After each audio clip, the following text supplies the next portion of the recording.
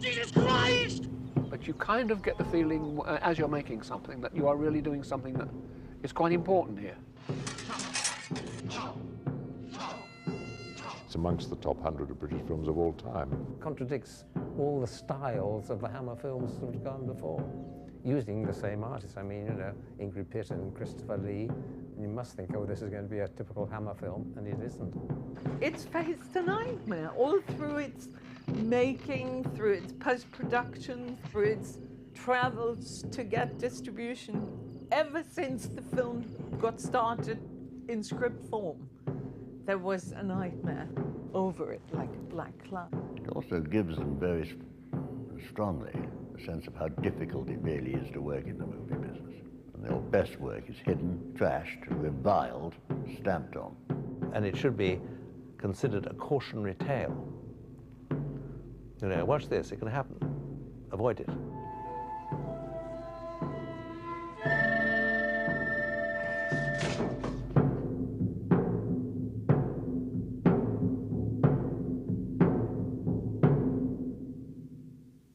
I had, for quite an appreciable period of time, wanted to do a film in the, for want of a better word, horror movie genre, without it actually following in the rather tired footsteps of Hammer films.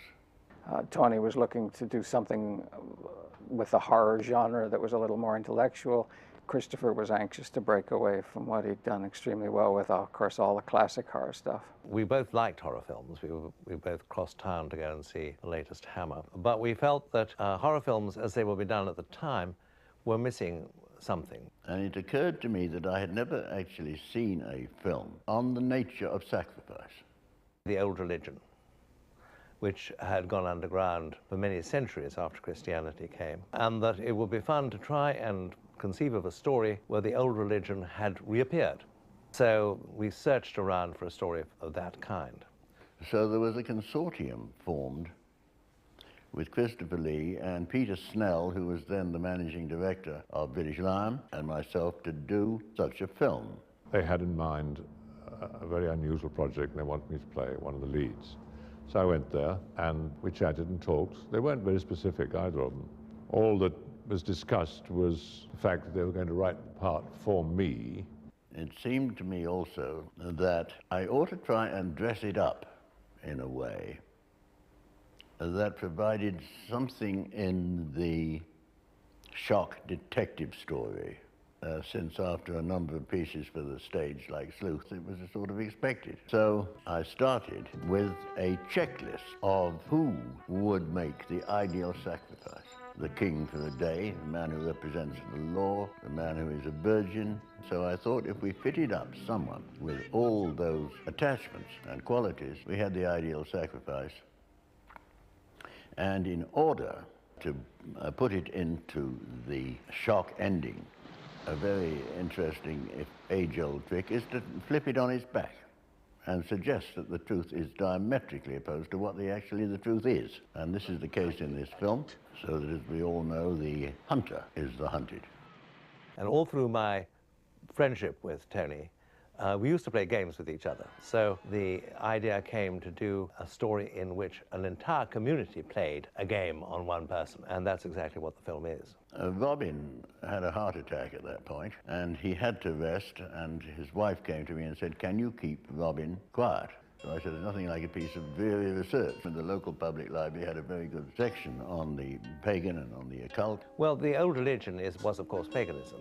It was a propitiating religion, a religion where if you did nice things for the gods, they did nice things for you. It's a very, very compelling world, the pagan world. And so the more we researched, the more we realized that we were onto something that was original, unique, and very exciting. Well, the May Day Festival is a very specific play called the Morosco play, or the Morosco dance, which goes back into the mists of time. It's certainly pre-Christian. There's always a teaser, there's always a hobby horse. It's about the renewal of life. The hobby horse covers the women to make them fertile, to make them have babies. It was a sort of pagan idea. And in Britain, a very clear version of this is down at Padstow. I rang Tony Shaffer, who was in New York. "Oh," he said, "it's very interesting you should have rung me, because I've finished the script. What are you going to call it?" And he said, the Wicker Man. And I said, has that got anything to do with druids and their sacrifices? And he said, I hate you. Because I was almost the only person probably who knew what the Wicker Man really represented, pagan sacrifice. I think I was enormously impressed by the script, actually, because usually I used to read horror scripts, and this was not a horror script.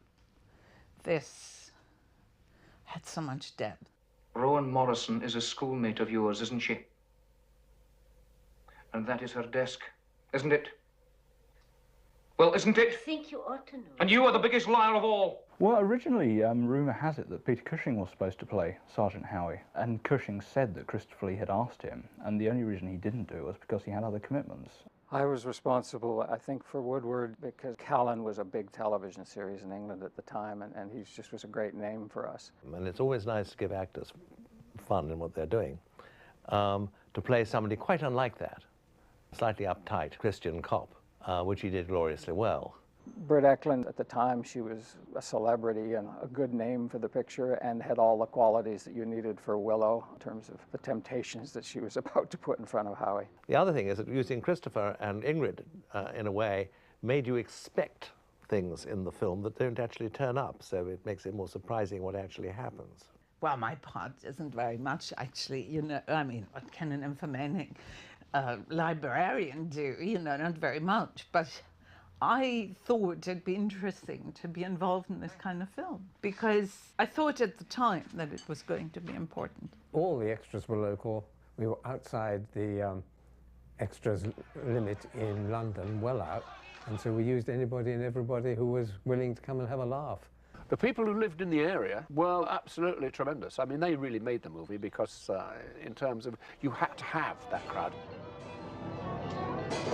A man called John Bentley, who was a young entrepreneur in the city of London, bought British Lion, I think with an eye on Shepperton Studios. And so everybody, when he bought British Lion, was very nervous that he was going to get rid of Shepperton, which was one of the great old studios in England.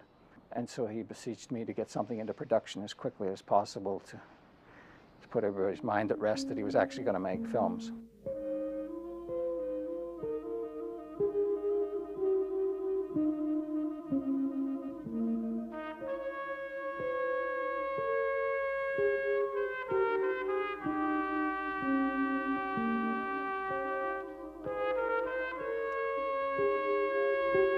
Robin Hardy, Seamus Flannery, the art director, and Jake Wright, his first assistant director, spent a long time trekking all up and down that part of Scotland. Those three literally just disappeared and finally came back with some great pictures and tapes. You could see right away what the picture was going to look like. Locations were very carefully chosen, very apposite, and Seamus Flannery had a large hand, obviously, in finding the locations and adapting them. We just talked generally about locations and the kind of settings we were looking for and the kind of psychic and surreal interest he had in the symbolism of Celtic mythology. It is set in Beltane, spring, 1st of May, flowers out, blossom on the trees, fertility rites, and we were men in suits decreed that we should be shooting it in Scotland in October and November. Problems, you can see. It was just freezing all the time because this is a springtime film and we were shooting October, November. And in Scotland, that's not funny, it's like Poland. I mean, I'm one of those Polacks who can't stand the cold. The crowds, we had to put ice in their mouths so their breath wouldn't steam. Cold it was. We were shooting in November and December, and it was supposed to be spring, so we had wonderful, wonderful sunshine at times, but we had unbelievable rain, snow, sleet. People had to travel almost every other day to a new location. And just sorting them all out every morning was like sort of sorting out a small army. When we were shooting inside, doing an interior, and the sun came out and the wind dropped, we must catch this opportunity, out we go. I mean, things like that happened, which, yes, you had to be on your toes. Great fun. As far as the actual shooting of the film was concerned, I thought it was a wonderful experience because I knew I was doing something quite extraordinary. Your lordship seems strangely unconcerned. I'm confident your suspicions are wrong, Sergeant. We don't commit murder up here. We're a deeply religious people. I got paid nothing, and I keep repeating that to people, and they don't believe it, but it is true. And I've got the contract which proves it. Anyway, sometimes you do things for love. I've always been told it was a low-budget production. Strangely enough, when I was working on it, it didn't seem to be. The point was that if they paid me my normal fee, and if they paid Peter Snell as executive producer his normal fee, and everybody else their normal fees, the budget would have been, you know, unrealistic, and they wouldn't have been able to make the film. I found that in Rowan Morrison's grave.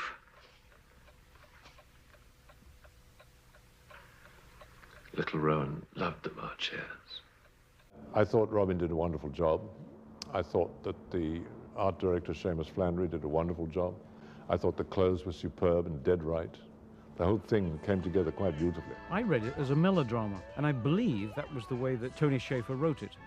Halfway through the production, standing on the set by the camera with Harry Waxman, to my astonishment, Robin Hardy announced it was a musical. In the woods there grew a tree, and a fine, fine tree was he. Music came out of Robin Hardy's research on the Druids and a lot of the ballads, the ancient English ballads, and then of course he got together with Paul Giovanni and they put the music together before we shot because most of it was to playback and it had to be an integral part of that community. She says, do you want to try? I think that all religions rely very heavily on music. For the old religion, music was very important too. Quite a lot of them used in the film were done by Robbie Burns, the great Scottish poet, and he adapted some of them and he wrote some special lyrics for others. The music was absolutely superb. It's such a pity that the composer is no longer with us. Paul Giovanni, who composed it and played some of it, had never scored a feature film before, so it was quite experimental in a way. But at the same time, it varies incredibly from being very atmospheric to suddenly almost becoming a musical.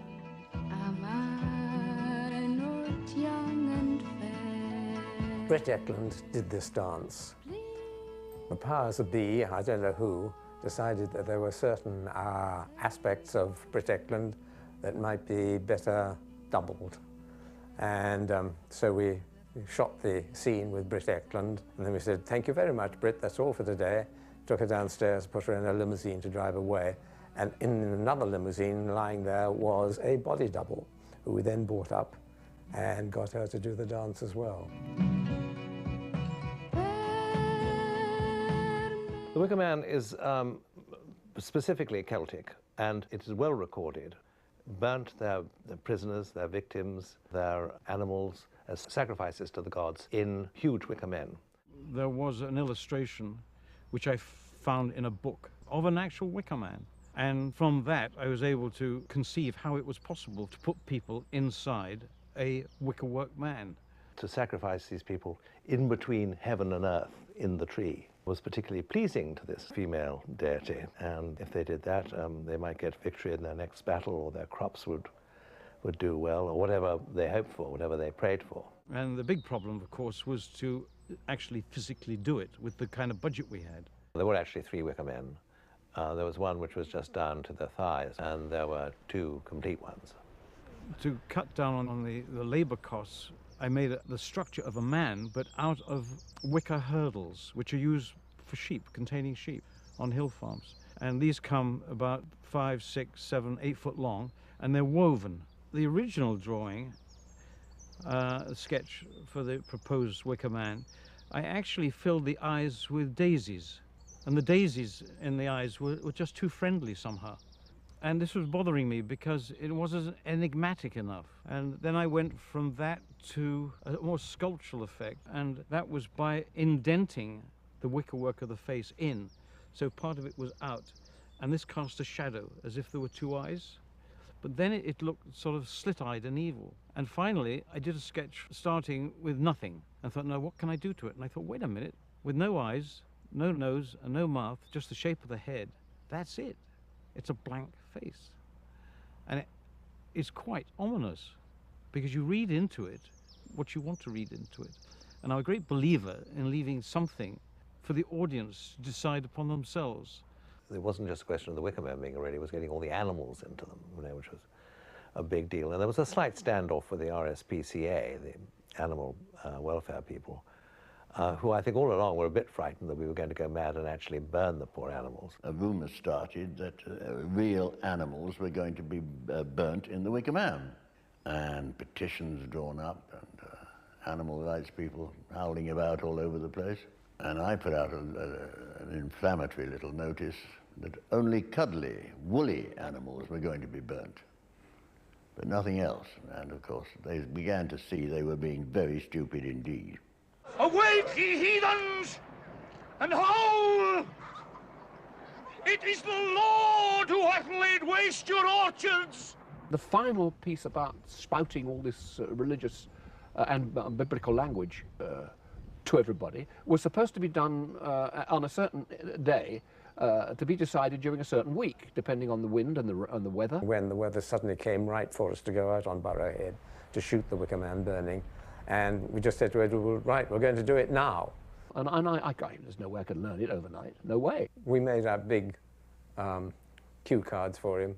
I won't call them idiot boards because it wasn't in this case. So I had to have these big, enormous boards, and there were sort of flags as well, hung around a part of a cliff, and then held up by guys. But he, I think, ad-libbed a great deal, and it's a marvellous bloody performance on his part. And ye shall all die! Accursed! And poor Edward must have gone through hell, because we were all bitterly cold. He just had this shift on, and he was barefoot. And he kept coming to me because I was sitting on the grass, pretending I was warm. And he kept coming, putting his freezing plates under my frock. And I said, Edward, stop that.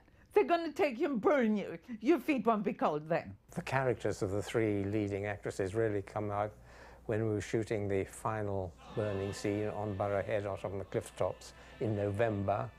And it was bitterly cold. Comes one moment when we have to reload the camera or something, pause for 2 or 3 minutes. So I told the wardrobe to take the coats out for the three leading actresses. And Britt Ekman just seized her coat, put it on. Diane Chalento said, thank you very much, and put her coat on. And Ingrid Pitt said, if the extras haven't got time to put their coats on, I haven't got time.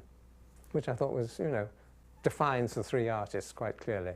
And obviously, it wasn't me in the very final stages of The Wicker Man, but it was me right up until the final stage, and that was pretty frightening, I must say. Poor Edward Woodward was shut up in The Wicker Man, and above him, one floor up above him, was a goat. And the goat was rather frightened, and when you're frightened, you urinate frequently. And poor Edward Woodward suffered here. It was very tricky, very dangerous, very worrying. However, you do these things when you're young. And everything happened right. I mean, the sun did what it was supposed to do, and the fire did what it was supposed to do, and the head toppled when it was supposed to.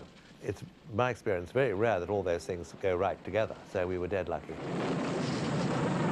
Effectively, we finished shooting early December, first early days of September '72.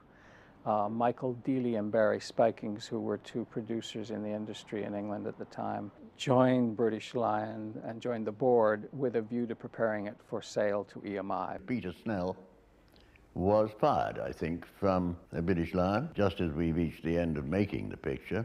And there is a general policy anyway with people in film studios that you tend to trash or abandon the projects of your predecessors to show how much better you are. The moment they came in, well, what have you been doing? Wicker Man we've been doing, Don't Look Now we've been doing. They began to look at the first assemblies of both those pictures and didn't like either of these pictures. And their reaction, of course, was sheer disbelief. They had been used to selling masterpieces like On the Buses and the Carry On films. This was altogether out of their league. So at that point, we had already finished the fine cut of the film, the director's cut. And a copy of it had already gone to Roger Corman, who Peter Snell very sensibly thought of as an ideal distributor for the film. He was at the time the king of the independent film community and really had mentored a lot of very successful directors that are with us today. We were distributing for Bergman, Fellini, Truffaut, a number of European directors, and I saw this picture as something that would be somewhere between an art film and a commercial film. And so he was just the one guy in America for this market who I felt could give us an idea of how this picture could be made to play, what approach we would take to marketing. On one level, it was a fantasy film with a little bit of horror. On another level, it was more intelligent than most of that type of film and could be sold not necessarily as an art film, but as sort of an upper bracket film, vaguely in that genre. And while no one got very rich getting distributed by Roger Corman, they got a good distribution. My biggest single regret with Wicker Man today, I guess, looking back, would be the fact that Roger Corman did not end up with the U.S. distribution rights for the picture, because he would have done a wonderful job. I wanted to distribute the film, and I gave what I thought was a reasonable advance. One of the majors put up more money. It was simply that. When Peter was removed, Roger's offer, which was, I think, quite a relatively small amount of money, but he was going to spend a lot of money on the distribution, was not acceptable to the new management, who wanted as much cash coming in as possible in order to maximize their sale to EMI. And then, in some sort of nasty, foot-stamping, little childish way, it seems to me, they were going to show that they didn't really care about the movie that British Lion had made, and and they didn't like it anyway. They didn't really understand it. And they called me up to the office and said, well, this is the situation. It's decided, they say categorically that the film is too long. And so they fiddled about with it like mad and took it out of the director's hands and made a very much shorter movie out of it. And it was either 13 or 15 minutes too long. I can't really remember which. And they said, well, go ahead and do it, and we want to get rid of this as soon as possible. The distributors asked us if the film was a little bit long and would we like it or still distribute it if it were shortened. And we said we thought it might be improved if it were shortened. It was a little bit long, but that we would take it either way. And so they simply buried the film. And that meant cutting it to the point where it would be much more difficult to distribute in the States. And selling it to a tax shelter group there, who they must have known would not really ever distribute it. I was more or less in a situation where I had to do what I was told to do. The new management then just sliced the picture up like salami. I had a screening with the heads of production of this new company, and they were highly delighted. They were so delighted, they sent me a crate of whiskey. And I was very disappointed because the film had been gutted. All sorts of scenes that I remember that we shot and were not there. So I thought, this is very strange. I wonder what's happened. So I went upstairs afterwards, purely out of courtesy, to say thank you to Michael Dealey, who had replaced Peter Snell as the managing director of British Lion. And he sat at his desk. He didn't get up when my wife walked in, which is always pretty good guide towards somebody's character and behavior. And he said, well, what do you think of the film? And I said, well, I think it's a marvelous film, Michael. And Dennis said, yes, I think so too, and so did my wife. And he looked up at me and he said, I think it's one of the 10 worst films I've ever seen. It was a sort of kick in the teeth to everybody, really. You know, it doesn't matter too much to actors. Actors, you know, have done the movie and they move on to something else. But when you've got, you know, people who've put their lives into it, like the director and the writer and the people who are actually producing it, it was an awful, terrible thing to do. The original script started off in Scotland with Edward Woodward receiving the letter addressed to him only, which quite set the difficulties at the beginning. There was a scene where Lord Summerall brings a young boy to be introduced to it was a sort of his sexual awakening by the landlord's daughter, and it's intercut with some snails and moving rather sensuously. You don't see that Christopher Lee, who's actually in the first night, you don't see that he's actually orchestrating everything. You don't get that feeling of dread that comes from him pulling the strings. All the fertility scenes, the dance scenes with the little girls. The baker, the fishmonger, the doctor, the chemist. A lot of the religious mumbo-jumbo had been cut out. There was some wonderful material where Christopher talks about apples as if they were kind of, you know, some wonderful gift from the gods. It had been cut down to appeal to audiences with an extremely short attention span. I saw it again, and I thought, well, I don't really miss anything. I know this is very controversial stuff, but I didn't really miss anything because I thought a lot of the things with the apples went on a bit, and we could do without it. These scenes needed cutting, but they didn't need completely obliterating. Once I had left the premises, both Michael and Delia and Barry Spikings had no faith in the picture at all, any more than they had in Don't Look Now, so they matched them up as a double bill, which was even in the 70s unheard of, in the sense that double bills had come and gone. And they really just kind of got it out there in the UK on a minimum basis. No press show, no publicity, until eventually, I think under pressure from various quarters, they did actually put the picture out. The net result was that it did not have the kind of showing that it deserved. I rang all the film critics I knew, and I said, would you do me a favor, and I will pay for your seats. Would you go and see this film? It's on now. And nobody asked me to pay for their seats, and they went as individuals. They paid for their own, and the acclaim for the film was virtually unanimous. But there was an even greater result, which is, as I say, it's come down to today. It turned it into almost the film they didn't want you to see.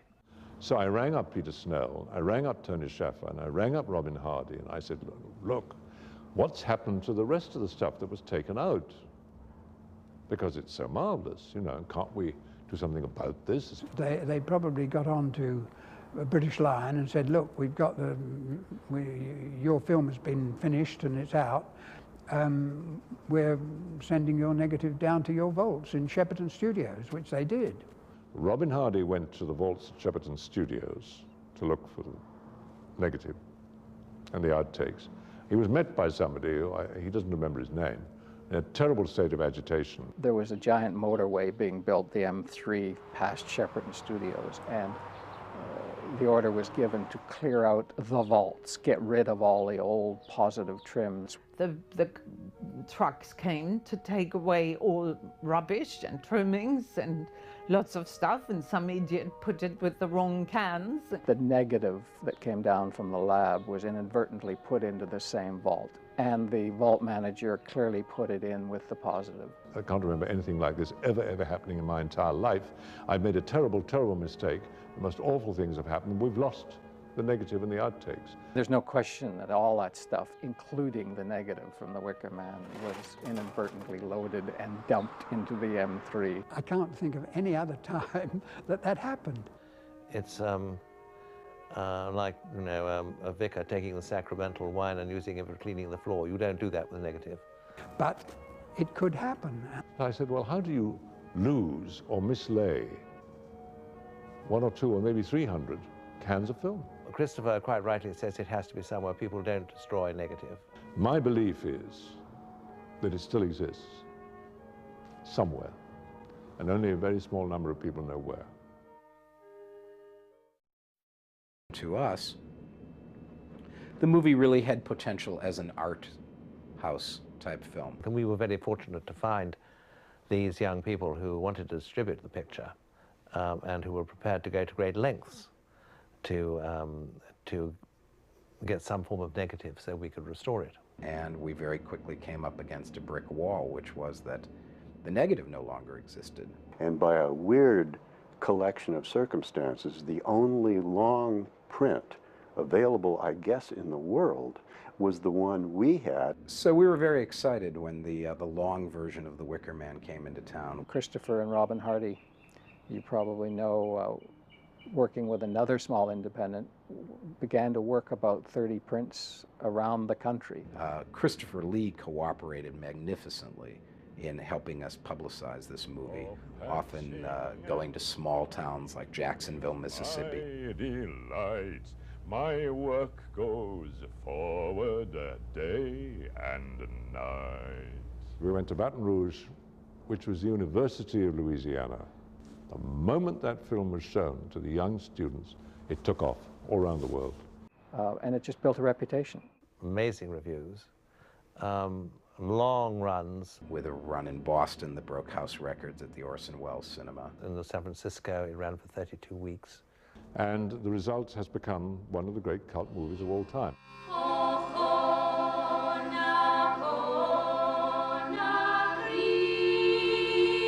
About 5 years ago, I think I went through a stage where I just watch it constantly. The whole popularity of the Wicker Man film is mushrooming, Yes, and it's finally gaining the recognition that it deserves. I could sit there, I could just say every line word for word. Like when I've been to the locations, I'll have, looked at the video and I'll have watched the location that I've just been to on the video time and time and time again. Yeah, it definitely runs into the hundreds. Okay. Good evening, ladies and gentlemen. Welcome to the National Film Theatre. Would customers attending this evening's screening in NFT1 of The Wicker Man now please start and take your seats. The business, as you probably know, is run mostly by zombies who are overpaid and are so timid that all they can do is reproduce something that's already been done a trillion times. And so we were very fortunate that this picture, which had not been done a trillion times or even once, has succeeded. I think the cult of the Wicker Man has grown simply because I can't, in the 28 years since we made it, think of another picture that was remotely similar. I have said over the years that I think it's probably the best film I've ever been in. I didn't think it was Citizen Kane on the Battle of Britain, it was sort of quite a nice film. I think if it had a major release at the time, it would have been a reasonable success. I do not think, strangely enough, that it would have been the success it is. I think that the whole history of that movie is part of its strange credibility. This vehemence in slogging to get distribution and paying money, and the amount of people deceiving each other in the process of it. Yes, I am actually quite amazed that the Wicker Man is still around. And I suppose the greatest thing that can happen to an actor is, even if just once in his life or her life, you do something that lasts. Well, I think the film is timeless in a way. So that's a great warm feeling. You may not believe in occult magic, but you'll be hard not to, faced with the objects put in the way of this film succeeding, and it survived. The more you cut it back, the more it grows.